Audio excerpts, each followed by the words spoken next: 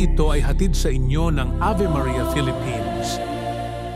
Ang novena ay isang siyam na araw na debusyong panalangin na isinasagawa ng tuloy-tuloy bilang tanda ng pananampalataya at pagtitiwala sa Diyos at sa mahal na Birhen. Kung sakaling may isang araw na hindi nagawa, ipagpatuloy lamang ito kinabukasan. Mahalaga ang katapatan ng puso higit sa perpektong pagsunod sa oras o schedule. Gayunpaman, kung tatlong magkakasunod na araw ang hindi naisagawa, mainam na simulang muli ang novena mula sa unang araw upang maibalik ang tuloy-tuloy na daloy ng panalangin at pag-aalay. Hindi ito isang parusa, kundi paanyayang ibalik sa puso ang disiplina, debosyon at pagmamahal na inaalay natin sa Diyos at sa mahal na Ina. Ang pinakamahalaga ay ang taos-pusong pagdasal at pananatiling tapat sa debosyon. Ngayon, simulan natin ang pangalawang araw. Santa Maria.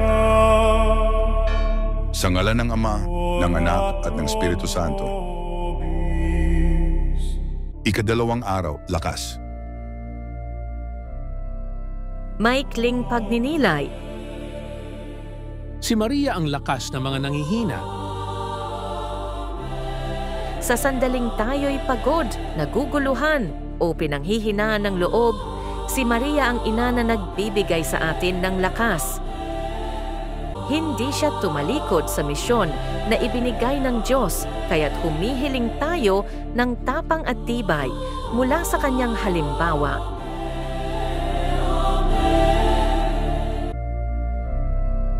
Banggitin ang inyong kahilingan dito.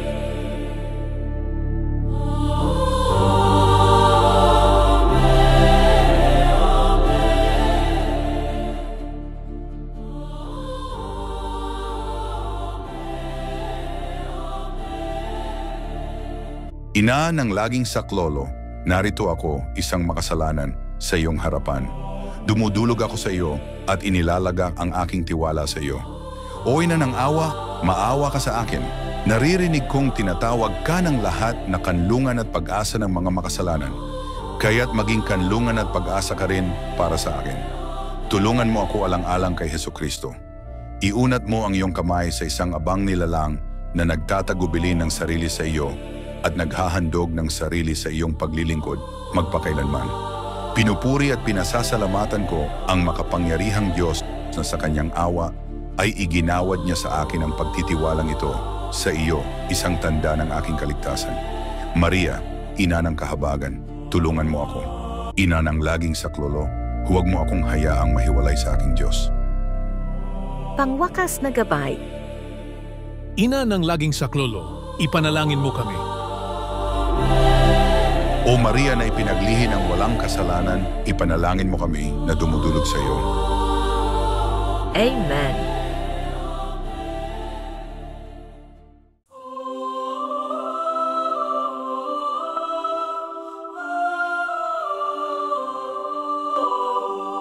Sanctus Dominus, gloria Patri et Filio, et Spiritui Sancto.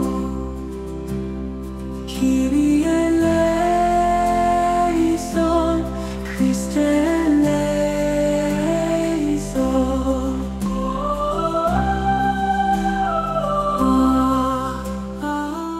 Ama namin sumasalangit ka, sambahin ang ngalan mo, mapasa amin ang kaharian mo, sundin ang loob mo dito sa lupa para nang sa langit.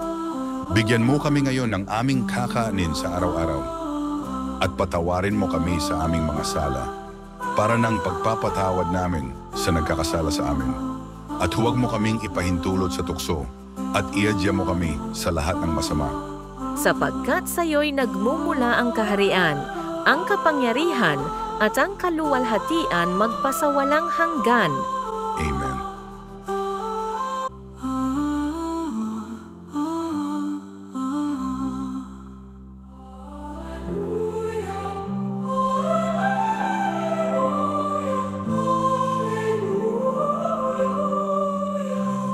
Sanctus, Sanctus, Sanctus Dominus Deus Sabaoth, Gloria in excelsis Era pax omnibus bone voluntatis. Amen. Amen. Dona nobis pacem Domine.